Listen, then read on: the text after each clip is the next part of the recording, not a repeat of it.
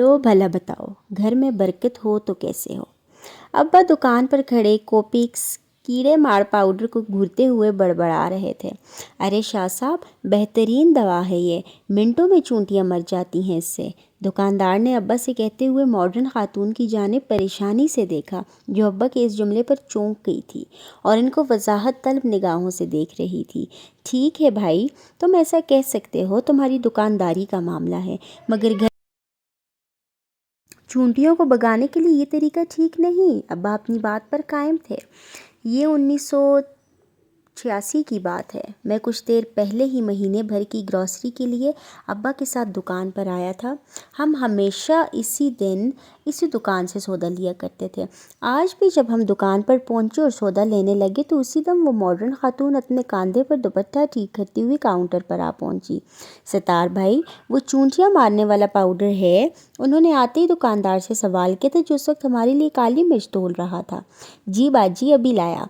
वो हमारी काली मिर्चों को छोड़कर अंदरूनी हिस्से में चला गया और कुछ देर बाद वो पाउडर के डब्बे को झाड़ता हुआ ले आया। ये क्या है? अब्बा के माथे पर बल आ गए। अरे शाह साहब, ये बड़ा बेहतरीन पाउडर है चूंटियों को मारने के लिए। मिनटों में चूंटियों का खात्मा कर देता है और ये इंसानी सेहत के लिए भी मुज़िर नहीं। मैं तो अपनी पूरी दुकान में यही इस्तेमाल करता हूँ। अब्बा के इस्तफसार पर सितार भाई की आंखों में पाउडर वालों का कमीशन लहराने लगा। हाँ, वो तो ठीक है, मगर चूंटियों को कौन मारता है भला? आखिर वो किसी का क्या बिगाड़ती हैं? अब्बा ने हैरानी से खातून की जानिब देखते हुए सवाल किया। तो क्या करूं अंकल, मैं तो परेशान हो गई हूँ इन चूंटियों से। बच्चों वाला घर है मेरा, शोहर से कहा तो उन्होंने भी झाड़ पिला दी। कहने लगे अम्मी की ज़िंदगी में तो कभी हमें चूंटियों ने परेशान नहीं किया, क्योंकि वो घर को बिल्कुल साफ़ रखा करती थी। अब आप ही बताएं, आपको क्या लगता है, क्या मैं घर की सफाई नहीं करती होंगी? खातून ने सिर्फ अपना दुखड़ा रोना शुरू कर दिया, बल्कि अब्बा से सवालात भी करना शुरू कर दिए।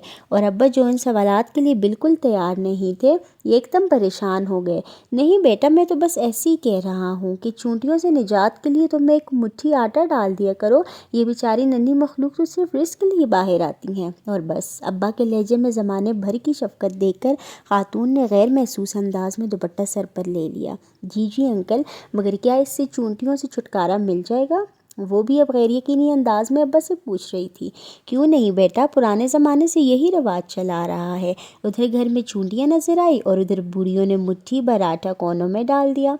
चूंटियों से भी निजात और सदके की नेकी मुफ्त में। अब्बा हंसने लगे तो खातून के चेहरे पर भी मुस्कुराहट हो गई। चले, मैं भी फिर आटा ही ट्राई करती हूँ। वो कुछ सोचते हुए पाउडर वही काउंटर पर रखकर वापसी के लिए मुड़ गई और सितार भाई ने अब्बा को खुशमगी निगाहों से देखते हुए काली मिर्चों को तोलना शुरू कर दिया। अब्बा, तुमने सितार भाई की दुकानदारी ख़राब कर दी। वापस पर मैंने अब्बा से हंसते हुए कहा। नहीं बेटा, ये बात नहीं। हमारे घरों से बरकतें इसीलिए उठ गई हैं, लोग अल्लाह की मखलूक का ख्याल भी नहीं रखते। पहले किसी घर के सामने कुत्ता भी आकर बैठ जाता था तो घर की ख़वातीन उसके सामने कुछ न कुछ रोटी या सालन रख देती थी, मगर अब ऐसा नहीं होता, क्योंकि अब रोटियां भी गिन कर पकाई जाती हैं। बरकतें कहाँ से आएंगी फिर? इस कौम पर बम न गिरे, जलजला ना आए, सैलाब ना आए तो और क्या हो? अब बतासुफ के इजहार के साथ साथ मुझे आसान ज़िंदगी के गुर समझाने की भी कोशिश कर रहे थे।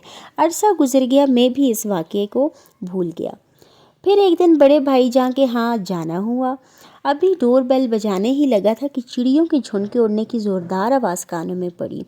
चौंक कर ऊपर देखा तो पता चला कि मेन गेट के दोनों जानिब मिट्टी के कोंडे रखे थे और इन कोंडों से चंद लम्हे कबल यकीनन वो चिड़ियाँ दाना चुग रही थी और अब मेरी आमद से डर कर उन्होंने उड़ान भरी थी। मगर अभी भी वो उड़कर दूर नहीं गई थी, बल्कि ऊपरी मंडेर पर इधर उधर फदक कर मेरे जाने का इंतज़ार कर रही थी। भतीजी ने दरवाज़ा खोला तो मैं अंदर दाखिल हो गया। ये क्या, इतनी सारी चिड़ियाँ? मैंने सलाम के बाद खुशगवार हैरत से भाभी से भी पूछा, जो किचन की खिड़की से खाना पकाते हुए मुझे देखकर मुस्कुरा रही थी। तुम्हारे भाईजान ने रखे हैं ये चिड़ियों के दाने के लिए। वो मानी खेज अंदाज में बड़ी भतीजी को देखकर मुस्कुराई तो मुझे अचंभा सा महसूस हुआ। शाम को भाईजान आए तो मुझसे रहा ना गया। भाईजान, ये चिड़ियों के लिए दाना रखने की कोई ख़ास वजह है क्या?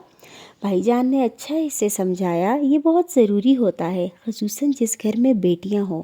پھر بتانے لگے کہ کسی بزرگ کے پاس ایک شخص نے آ کر بتایا کہ وہ غریب آدمی ہے اور پریشان ہے، اور اپنی جوان بیٹیوں کی شادی کس طرح کر پائے گا، کیونکہ غربت کی وجہ سے کوئی اس کی بیٹیوں سے شادی کرنے کو تیار نہیں۔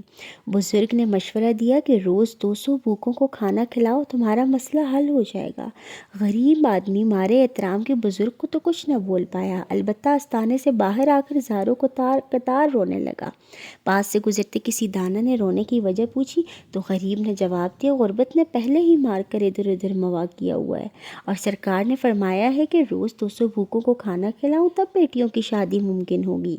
دانا آدمی مسکرا کر بولا، بھلے آدمی، بھوکا کیا صرف انسان ہوتا ہے؟ اللہ کی مخلوق، چھوٹی ہو یا بڑی، بھوک تو سب کو ستاتی ہے۔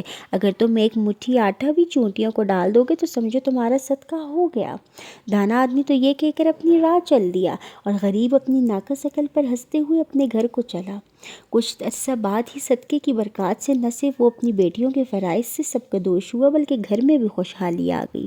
بھائی جان یہ واقعہ جس وقت ہم کو سنا رہے تھے، مجھے ابا کی مٹھی بھر آٹے والی بات یاد آ رہی تھی۔ میں نے آنے والے دنوں میں دیکھا کہ بھائی جان نے اپنی 4 بیٹیوں کی شادی ان کی صحیح عمر میں بالکل درست موقع پر کر دی۔ شاید اسی لیے جب میں نے اپنا گھر لیا تو سب سے پہلے اپنے دروازوں کے پاس چڑیوں کے لیے دانہ رکھ دیا۔ کئی بار گھر بدلا، ہر بار یہ چڑیاں، کبوتر اور کوے میرے رزق کی آسانیوں کا سبب بنتے رہے۔ بیماریاں بھی آئیں، پریشانیوں نے بھی گھیرا تنگ کرنے کی کوشش کی، مگر ہمیشہ یہ پرندے مجھے آسرا دیتے رہے۔ تو ایسا ہی کرنا چاہیے ہمیں بھی اپنے ظاہر، ہم یہی سوچتے رہتے ہیں کہ ہم کسی کو دینے سے ہمارا جو رزق ہے کم ہو جائے گا، بلکہ ایسا کچھ بھی نہیں ہوتا ہے۔ دینے سے جو ہے گھٹتا نہیں ہے، بڑھتا ہے۔ یہ اللہ کا وعدہ ہے، رزق کا وعدہ اللہ نے کیا ہے، انسانوں نے نہیں۔ تو بس یہ آج ہمارا گاؤں میں لاسٹ ڈے تھا، خوب کھانا شانا ہم نے بنایا، میری خالائیں آئی ہوئی تھی، اور اس کے بعد جتنی بھی چیزیں ہماری پڑی ہوئی تھی وہ سب کچھ ہم نے ختم کی۔ تو یہیں پہ ولاگ اینڈ کروں گی۔ ویڈیو پسند ہے ویڈیو کو لائک شیئر کریں، اور اس طرح ولاگز کے لیے میرے چینل کو سبسکرائب کریں۔ اللہ حافظ۔